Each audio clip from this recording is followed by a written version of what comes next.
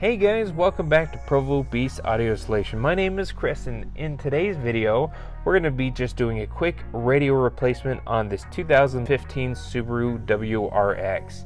In this install we're going to be replacing the currently existing 2300NEX 2017 model, and we're going to upgrade it with the 2018 4400NEX wireless CarPlay and Android Auto radio. So it'll be a nice upgrade for the Subaru. We're going to be retaining and keeping the wiring harness adapter that we've used in the past, and ensure that our steering wheel controls will work on the new radio. So first thing that we need to do is go ahead and get this radio on out and head over to the bench to get the next one installed.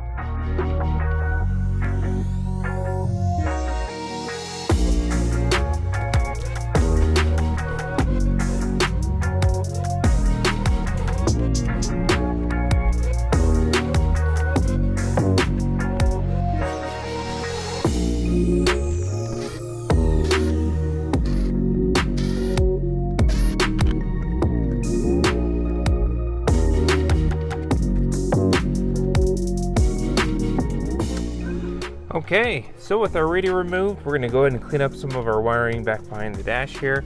But we'll take this over, we're going to reuse our dash kit on the new radio and start getting the new radio soldered up. Alright, so we're here at the bench, we're ready to start prepping the new radio from the old one. The old one, it looks identical.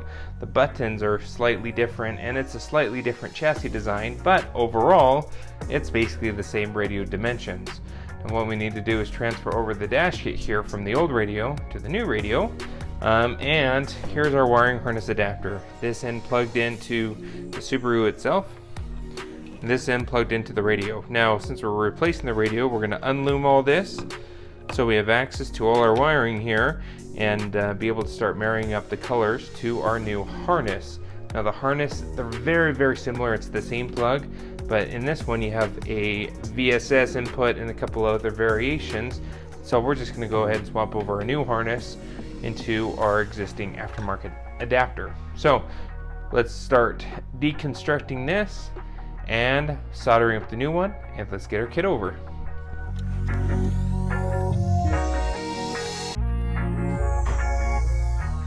Alright, so we went ahead and stripped the ends here.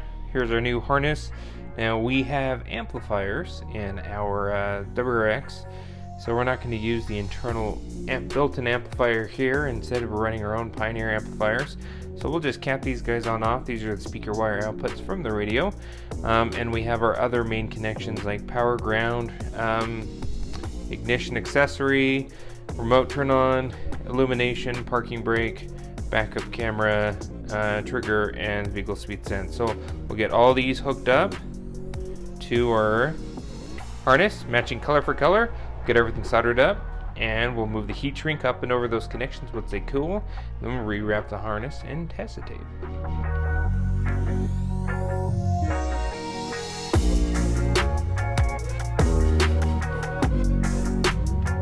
Okay, so we went ahead and finished soldering up the wires here. Now, as these cool, we're going to move our heat shrink up and over those connections, just like so. Then we'll shrink them down with the heat gun.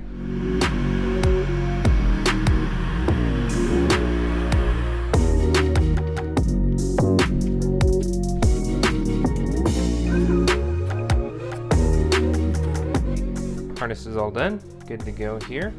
So we can set this guy off to the side. Talk about this real quick. So I actually went ahead and flashed this. Generally with Data Link Maestros, you need to flash it with your respective radio serial number. So we had to pull the serial number off of the new radio, go ahead and reflash it. So this radio is ready to go to be operated with our new 4400. Now finally here, let's grab our old radio here. What we need to do is pull the kit off and install it on the new radio.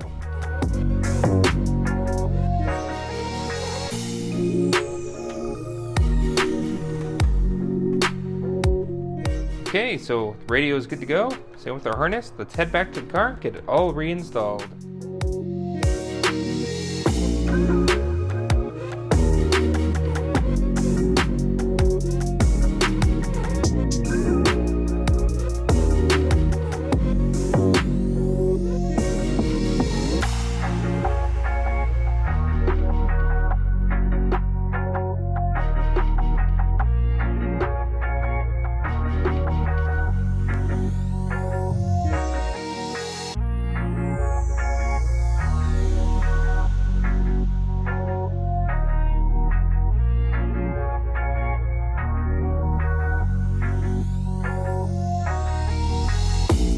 Okay, so we went ahead and got the radio in. We got all our connections made. We did everything that we needed to ensure that it worked. We did a quick test. Everything seemed to be functioning correctly. We got the USB in the glove box here in the center console all done. And our secondary USB we put in the passenger glove box there. Aux works. We've tested everything. Really, at this point, I think we're good to go. So from this point forward, what we need to do is get the dash all put back together. We need to hook up our harnesses there and our AC controls, and from that point we should be about done with the install today.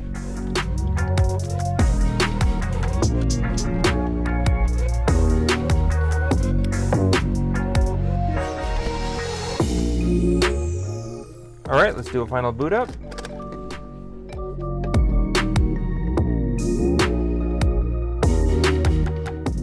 Alright, so that's about it for this install here today. If you have any questions on what we did, go ahead and post a comment below. Also, if you want to know more about the radio we chose, this is actually a refurbished unit from Amazon. It's a 4400NEX, and if you're on the edge of whether you should purchase a refurbished versus new, check out that video. We'll have a link in the description as well as a card up above in the event you are curious and want to learn more.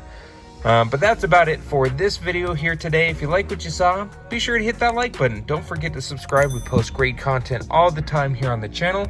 And we will see you in the next video. Thanks for watching.